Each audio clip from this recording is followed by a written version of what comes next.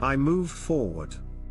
The place was narrow, almost like a ventilation shaft. It broadened for a moment, only to constrict again. There were bends and splits, and at those moments, I stopped briefly to decide my path. I felt the need to mark my way, but the metallic nature of the passage made it difficult. Still, I pressed on. In the uncertainty of where this tunnel led, there was no other option. Occasionally, I found deep scratches or marks on the metallic walls of the tunnel. They were clearly unnatural, signs that this tunnel was created by something. Yet, I couldn't determine what it was. Though I mostly went straight, at splits, I paused to consider which way would be safer.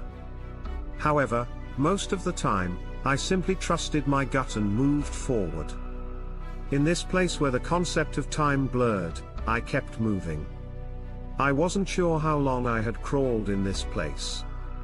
When I was about to collapse from hunger, a wider area appeared oddly enough, and I found some unidentifiable boxes there.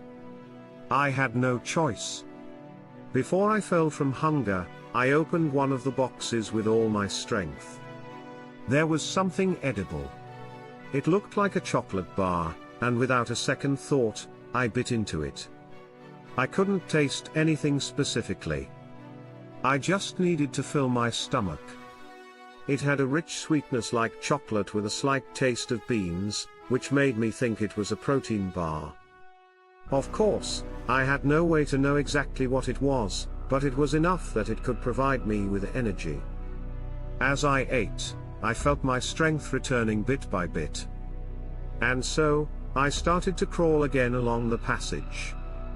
This time the passage was tilted downwards, and when the slope became too steep, I realized I would slide down headfirst if I continued.